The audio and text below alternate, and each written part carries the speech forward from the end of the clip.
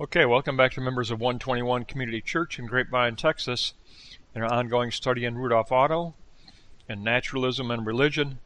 We're going to take a look at pages 128 to 160. It'll be chapters 5 and 6. We look at religion in relationship to the theory of descent. We've already had our composite look at the overall phenomenology. We have that as a reference now from here on out. But in this lesson, Otto tells us that Christianity can accept a theory of evolution, but Christianity cannot accept a theory of descent, because for Christianity, evolution is a New Testament concept, a New Testament idea as a movement from Dunamis to Energia. Evolution in the New Testament is a movement from Dunamis, potentiality of the Holy Spirit, to the Energia, actuality of the Holy Spirit. And that is the title for Block 3. So we can support a biblical view of evolution. We cannot accept the theory of descent, says Otto. And I agree with that position, because the biblical position I have found to be the movement from Dunamis to Energia. I can confirm that through my own studies as well. So I support this view that it is a movement from Dunamis to Energia. And we know what that movement looks like, because we know that it means a movement from schema through infusion to positing of rhema. We have our composite that will always remain with us now for the remainder of this study. And we've learned from that composite that the movement of the Holy Spirit includes the potentiality of the exaltation of the human spirit in conversion and numinous consciousness, and the objective work of spirit through our entire praxis. So let's begin by taking a look at Block 1 and take a look at evolution but not descent. Otto tells us to evolve means to pass from Dunamis to Energia. The realm of life implies a ladder of evolution through a sequence of phases. Through a sequence of phases, this is proof of evolution, but not the theory of descent, because the last step from animal to man is an immense gap, an immense step. Therefore, the theory of descent is rejected, says Otto, but evolution can be supported biblically. So, note 2, from animal to man, the immense step. We must ask, when did soul emerge? When did spirit emerge? He gives us 3 axioms. The inwardness of becoming is not hidden in the transcendental. Each higher step of evolution possesses some element that the previous step cannot explain. There's always some gap. Evolution does not diminish the absolute value of the perfect stage. And key for Otto, okay? This is the key point. Evolution is insufficient to explain consciousness. The mechanistic, materialistic view of evolution is insufficient to explain consciousness. Now, the biblical view will support the evolution of consciousness, but the mechanistic theory of descent view will not support or explain consciousness. Autonomy of mind is not addressed by the secular view of Darwinism. Physiological process does not explain consciousness, period. So the big difference from the biblical point of view, from the Christian point of view, is the fact that there is an impelling factor of this movement of spirit from Dunamis to Energia. And that is not mechanistic, that is not Darwinian. And so in Block 2 he wants to address this inherent creative impelling factor within evolution.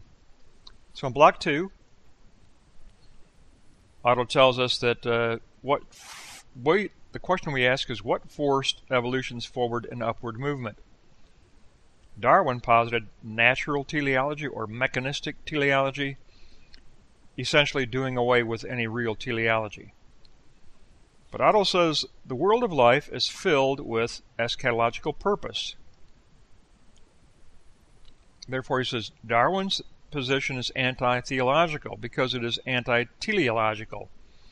It goes against Christianity because it rejects teleology. And so then he looks at evolution as anti-teleological in note 2. He says survival arises through adaptation, brought about by chance according to the mechanistic Darwinian view, and through competition. It's selection according to utility. It is selection according to utility,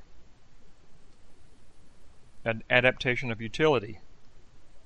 This is the factor of the process for secular, mechanistic, Darwinian evolution. So if we look at utility as a factor in process, the struggle for existence becomes the impelling factor in the evolutionary process under the Darwinian theory. Today, an antithesis has emerged.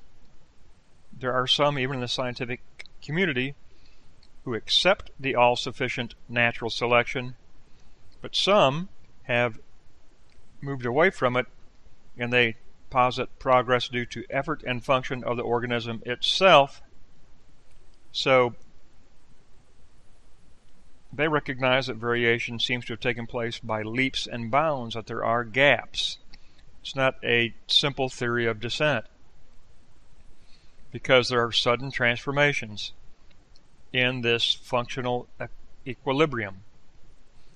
He said they call it, and this is from a scientific worldview, they call it a kaleidoscopic variation because the picture changes in sudden leap. So Otto's telling us the pure Darwinian view is already, in 1907, already being objected to because of these sudden leaps, these gaps in the theory of descent. It's called kaleidoscopic variation. Note 4. Variation is twofold. It is independent of a function apart from the rest of the organism, or holistic, where the close connection of every part is emphasized within the whole. Additionally, variation is twofold as quantitative, a simple plus or minus of an attribute, or qualitative as epigenesis, where which something is inherent in the organism in moving forward. So if we look at variation as qualitative, the most important contrast is twofold, says Otto. There's variation as subordination, where there's complete dependence on the factors of evolution, and there's variation as spontaneous, with these large gaps, where there's freedom of living organism. He says this leads to positing the notion of the mystery of living matter. There is a necessary positing of the notion of the mystery of living matter. So let's take a look at Block 2, Note 6. It's a key pivot point here in the lesson. Personal selection depends upon germinal selection. That's what the new science is saying, within the germ plasm, influencing the organism. Otto says natural selection, the theory of descent, presupposes two absolute mysteries regarding living organisms. They don't really answer, this theory of descent doesn't really answer emerging variation with its gaps, or germinal selection, or inheritance. It is attempted to be solved through germ plasm theory, in other words, germinal selection. That is the attempt. Those mysteries are attempted to be covered by this germinal selection. And that just leads to secular systems within systems, says Otto. It doesn't really answer the question. Variation determinates become systems that merge into one another. The riddle of epigenesis remains a mystery.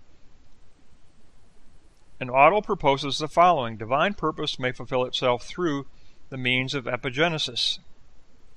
Internal necessity must be posited for the system of means. So here's where he says that we can take the movement from Dunamis to Energia as that means of epigenesis, that epigenesis that brings about the new, the higher forms. We can call that the movement of Dunamis to Energia as divine purpose.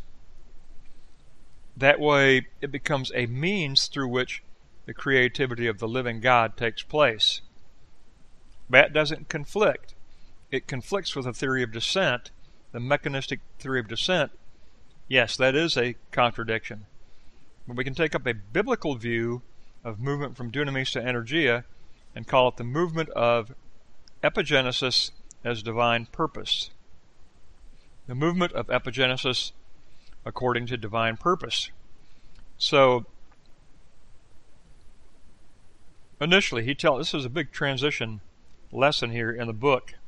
After giving us the composite and showing us what the movement of spirit is in his composite after the first 97 pages, now he gives us the big break with the theory of descent and why it is essential to have a break and to truly confront the theory of descent and to negate it.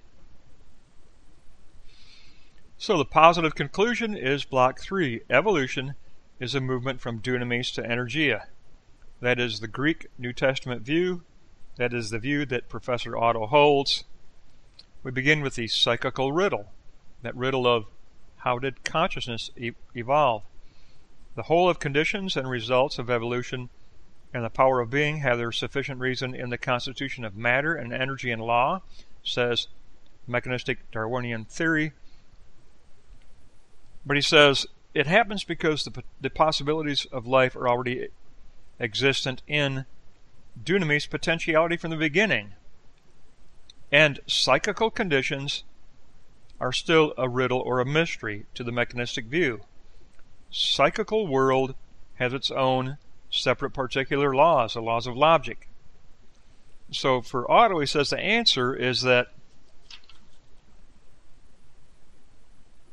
the possibilities for higher forms of life did exist as Dunamis potentiality of the purposeful spirit of the living God, the creative God. And it had the eventual creation of consciousness, human consciousness, which complies with the laws of logic. So note 2, if utility rules the world, there can be no objectivity of knowledge. The struggle for existence is only the accompaniment to evolution, because the offer of life and its mysterious capacity creates boundless enrichment and boundless increase. His conclusion is that the struggle for existence is the bed through which the true life stream flows, stimulating it to fresh revelatory wealth. So we're looking at a movement from Dunamis to Energia as block 3, note 3, fresh revelatory creative wealth. That's the way he terms it. This wealth of evolution existed as Dunamis potentiality from the very beginning of creation, empowered by God's law of universal being. The struggle for existence is the channel through which true life forces its way upward. All species are formed according to the inherent law of spiritual, divine, creative development. A movement from Dunamis to Energia, period. It is a movement from Dunamis to Energia. That is the answer. So Otto gives us the turning point of his argument in this book from pages 128 to 160. The first 100 pages gave us his phenomenology as a movement from schema through infusion to Rama positing, praxis as positing a living rhema voice of the gospel, and then that return moment back into numinous consciousness. That entire flow of spirit is a movement from Dunamis to Energia within which we have been invited to participate. That means that we do support this biblical evolutionary view. It also means that we reject and negate mechanistic Darwinian theory of descent.